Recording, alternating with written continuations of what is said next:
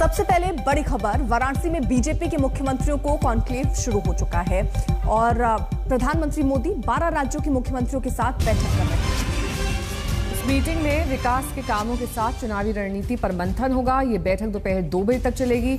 इसके बाद प्रधानमंत्री मोदी और सीएम योगी एक ही कार में बैठकर आगे के कार्यक्रमों में जाएंगे। लेकिन इस बीच आपको बता दें कि 12 सीएम 9 डिप्टी सीएम इस बैठक में हिस्सा ले रहे हैं।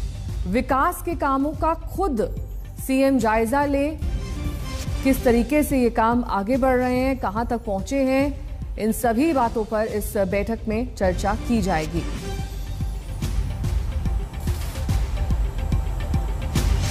तो बीजेपी शासित राज्यों के 12 सीएम यहां पर मौजूद हैं। मुख्यमंत्रियों के साथ प्रधानमंत्री नरेंद्र मोदी की बैठक चल रही है और जो बात लगातार बीजेपी की तरफ से कही जाती रही है कि जो भी काम हो रहे हैं उनको खुद सीएम उस पर नजर रखें, विकास के जो काम चल रहे हैं, क्योंकि इन्हीं कामों के आधार पर आने वाले चुनावों में उतरना है, जिसका संदेश प्रधानमंत्री नरेंद्र मोदी जब बनारस पहुंचते हैं तो खुद वो अलग अलग परियोजनाओं को देखने पहुंचते हैं, किस तरीके से वहां काम चल रहा है, गति क्या है विकास की, और यही प्रेजेंटेशन अब मुख्यमंत्री जो है वो सौंप रहे हैं कि किस तरीके की योजनाओं पर अभी तक काम हुआ है और आगे आने वाले समय में क्या योजना है।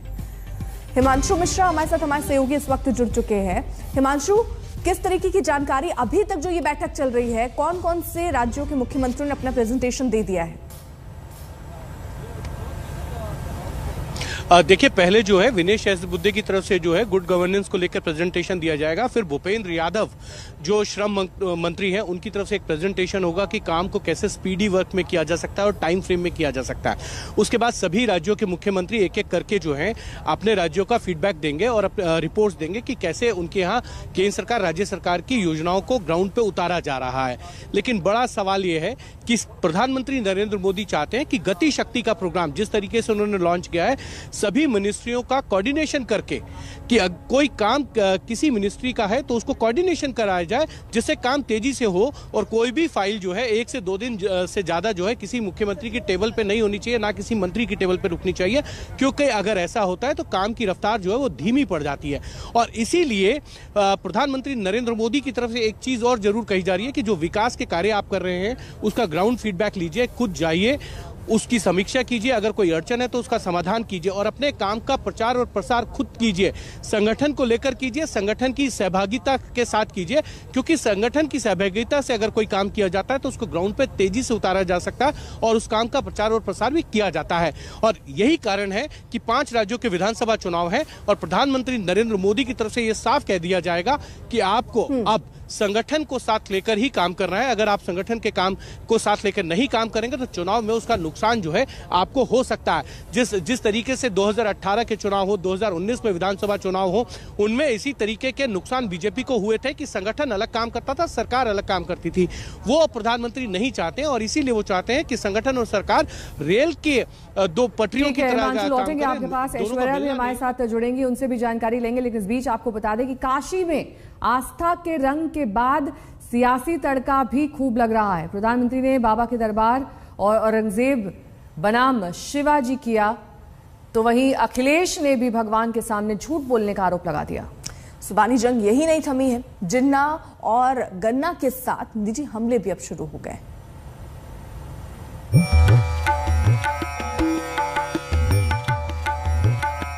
बनारस में हर रस है, आस्था है तो सियासत भी है। कल बाबा के नए धाम के लोकार्पण की भव्य तस्वीरें सामने आईं, तो सियासी बयानों के तीर भी चलने लगे।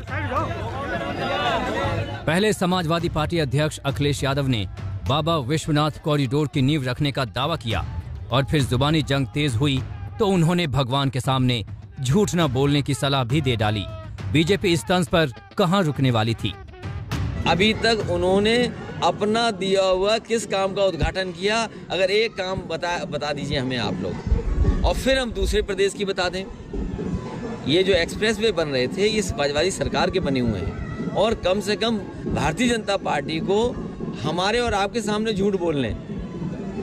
हम और आप तो कोई भगवान तो है नहीं, कम से कम भगवान को देख करके उन्हें झूठ नहीं बोलना चाहिए। अखिलेश यादव जी सपा के मुखिया प्रधानमंत्री पर ओछी टिप्पणी करते हैं, यह दर्शाता है कि उनकी मानसिकता औरंगजेब की, उनकी मानसिकता जिन्ना की है। इन्हीं मित्रों, उनकी सोच राम भक्तों पर जिस प्रकार गोलियां चलवाएं, वही उनकी सोच है। बात निकली तो दूर तक चली गई। अखिलेश ने काशी में बीजेपी के मुख्यमंत्रियों के जमावड़े पर भी कटाक्ष करने से नहीं चूके। फिर तो बीजेपी ने अखिलेश को ही मानसिक दिवालिया बता दिया। बनारस में आज प्रधानमंत्री और 1 महीने का कार्यक्रम वहाँ रखे जा रहे हैं। बहुत अच्छी बात है। 1 महीना नहीं, 2 महीना, 3 महीना वहीं रहे, अच्छी बात है। वो जगह रहने वाली है, आखिरी समय पर वहीं रह जाता है बनारस में। अखिलेश यादव जी ने जिस प्रकार की प्रतिक्रिया प्रधानमंत्री जी पे करी है, वो दिखाता है कि काशी की कायाकल्प और भारतीय संस्कृति, जो बढ़ती हुई संस्कृति है, उसका गौरव उनको पच नहीं रहा है। और साफ दिखता है कि अखिलेश जी जो है वो भारतीय संस्कृति से नहीं प्रेरित हैं, वो जिन्ना संस्कृति से जरूर प्रेरित हैं, और इसीलिए इस प्रकार की वो प्रतिक्रिया दे रहे हैं। ये दुर्भाग्यपूर्ण है। यूपी में चुनावी पारा चढ़ा हुआ है, सबके अपने अपने दावे हैं। शह और मात का खेल पूरे शबाब पर है। इस सियासी खेल में औरंगजेब हैं, शिवाजी हैं, जिन्ना है तो गन्ना भी है। आज तक ब्यूरो। वहीं आस्था के मंदिर में मुख्यमंत्रियों के साथ प्रधानमंत्री 12 राज्यों के मुख्यमंत्रियों के साथ बैठक कर रहे हैं। और मीटिंग में विकास के कामों के साथ चुनावी रणनीति पर भी मंथन होगी। ये बैठक दोपहर 2 बजे तक चलेगी। प्रधानमंत्री मोदी और सीएम योगी एक ही कार में बैठकर यहां पर पहुंचे इस कार्यक्रम में शामिल होने के लिए, क्योंकि आज का दिन बहुत महत्वपूर्ण। मुख्यमंत्रियों के साथ आगे की रणनीति पर भी चर्चा।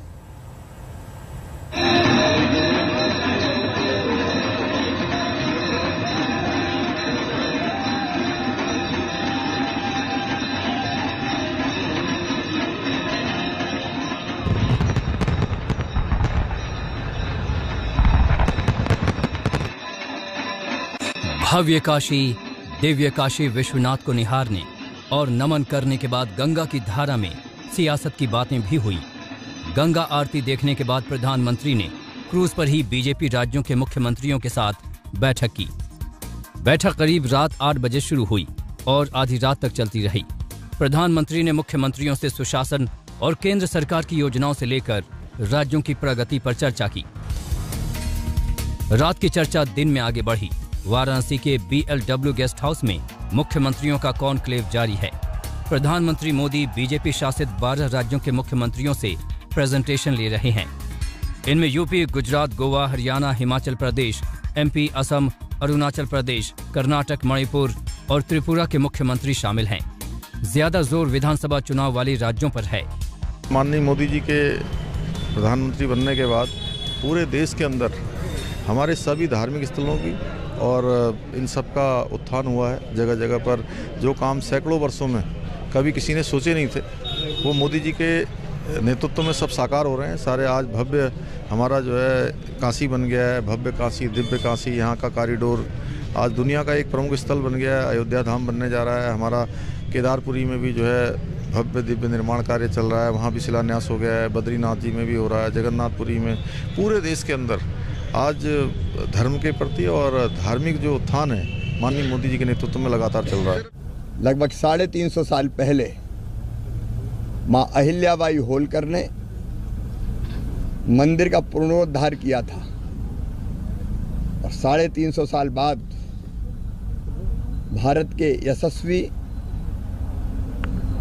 प्रधानमंत्री श्रीमान नरेंद्र मोदी जी ने फिर से मंदिर का पुनरुद्धार करके कॉरिडोर बनाया है। ये सचमुच में अद्भुत अवसर है। जो विश्वास है काशी विश्वनाथ के ऊपर, वो सब रखने वालों को एक बहुत बड़ा ऐतिहासिक देन मोदी जी ने दिया है। बहुत स्वच्छ है, पराक्रम कर सकते हैं, घाट तक जा सकते हैं और दर्शन भी बहुत अच्छी तरह से कर सकते हैं। बहुत ही सुविधा है। पूरी कॉरिडोर जो उन्होंने बनाया ये तो अद्भुत है और बहुत सारे लोगों की आस्था जो है वो आस्था कायम करने का ये जो काम है, पूरा भारतवर्ष बहुत साल तक मोदी जी को याद करेगा। बाबा की नगरी काशी में आस्था के साथ सियासत के रंग भी खूब दिख रहे हैं। कल प्रधानमंत्री मोदी ने काशी विश्वनाथ के दर्शन किए तो आज राज्यों के मुख्यमंत्री अपनी पत्नी के साथ बाबा के दरबार में आए। तो अब आने वाले जो देश विदेश से आने वाले भक्त हैं उनकी जो कठिनाइयां थी, गलियों में सिमटा हुआ 2000 स्क्वायर मीटर के दायरे से निकल करके 52,000 स्क्वायर मीटर से ज्यादा के क्षेत्रफल में जो भव्य और दिव्य श्री काशी विश्वनाथ धाम लोक को समर्पित हुआ है, आने वाले भक्तों को अलग प्रकार के आनंद की अनुभूति होगी। गंगा आरती से पहले कल पीएम ने संत रविदास की प्रतिमा पर फूल चढ़ाए। इस मौके पर बीजेपी अध्यक्ष जेपी नड्डा के साथ 12 मुख्यमंत्री मौजूद थे। गंगा आरती में भी सभी मुख्यमंत्रियों ने शिरकत की। उनके साथ बीजेपी के 9 उप मुख्यमंत्री भी शामिल हुए। काशी विश्वनाथ धाम कॉरिडोर के लोकार्पण पर पीएम ने औरंगजेब का जिक्र किया तो शिवाजी की वीर गाथा भी सुनाई। देश के धरोहरों को नष्ट करने वालों को खरी खरी सुनाई तो विरासत को सहेजने वालों को भी याद किया। औरंगजेब के अत्याचार, उसके आतंक का इतिहास साक्षी है।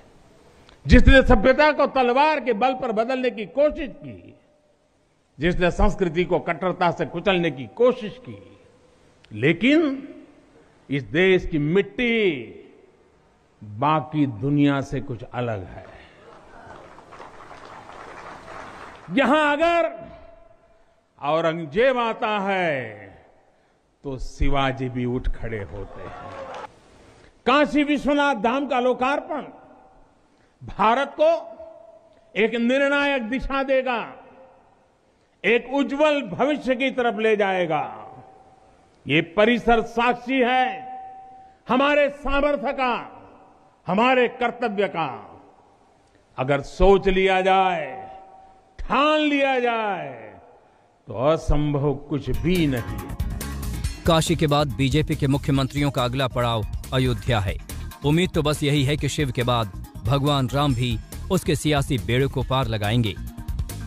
ऐश्वर्या पालीवाल, समर्थ श्रीवास्तव, हिमांशु मिश्रा के साथ कुमार अभिषेक, वाराणसी आज तक।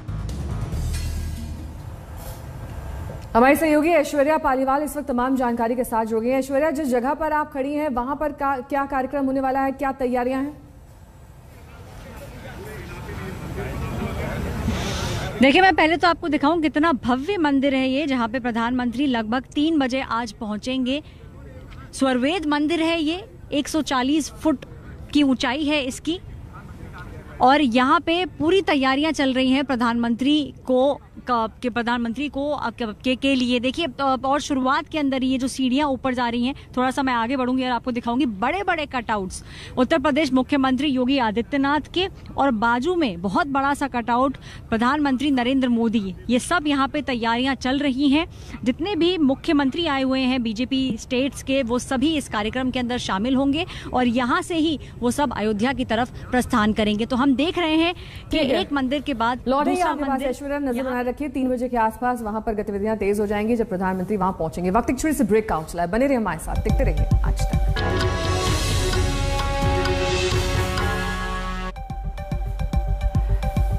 काशी विश्वनाथ कॉरिडोर के लोकार्पण के बाद प्रधानमंत्री कल देर रात एक्शन में नजर आए। सीएम योगी के साथ उन्होंने काशी विश्वनाथ कॉरिडोर का मुआयना किया और फिर पीएम ने बनारस की गलियों में विकास कार्यों का भी जायजा लिया। रात के 1:15 बजे बनारस रेलवे स्टेशन पहुंच गए प्रधानमंत्री।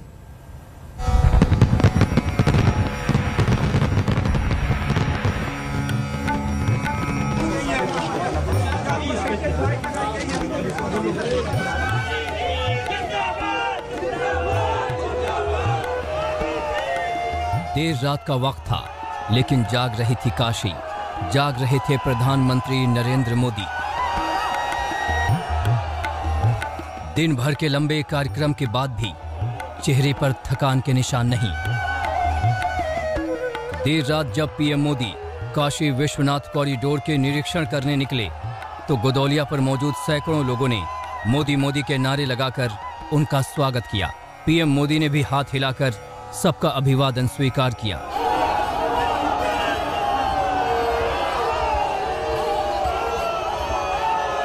भीड़ में लोगों के बीच एक बच्चे पर पीएम मोदी की नजर पड़ी तो बच्चों के प्रति उनका प्यार जाग उठा। काफी देर तक वो बच्चों को दुलारते रहे और फिर आशीष देकर आगे बढ़ गए। रात की रोशनी काशी विश्वनाथ का वैभव देखते ही बन रहा था। यूपी के सीएम योगी आदित्यनाथ के साथ पीएम मोदी इस अनुपम छठा को देर तक निहारते नजर आए। अपने सपने को साक्षात साकार देख रहे थे। यकीन करना मुश्किल था कि 33 महीने नामुमकिन सा दिखने वाला सपना साकार हो जाएगा। तस्वीरें देखिए, सामने दिव्य मंदिर और उसे निहारते प्रधानमंत्री मोदी और मुख्यमंत्री योगी। पीएम मोदी ने कॉरिडोर के चप्पे चप्पे का मुआयना किया, गौर से देखते रहे परिसर की दिव्यता को, दीवारों पर की गई खूबसूरत नक्काशी को, स्थापत्य के नायाब उपहार को। वाराणसी में पीएम मोदी के लिए मानो वक्त रुक सा गया था। काशी विश्वनाथ कॉरिडोर का निरीक्षण करने के बाद पीएम मोदी अचानक बनारस रेलवे स्टेशन पहुंच गए। प्लेटफॉर्म पर लगी घड़ी में वक्त देखिए, रात के 1:13। पीएम मोदी और सीएम योगी मिशन मोड में रेलवे स्टेशन पर हुए विकास कार्य का जायजा ले रहे हैं। रेलवे स्टेशन पर दुकान चलाने वाले इन 2 वीआईपी आगंतुकों को देखकर हैरान थे। 1:11 में अभी के लिए बस इतना ही। देश दुनिया की तमाम खबरों के लिए आप देखते रहिए आज तक।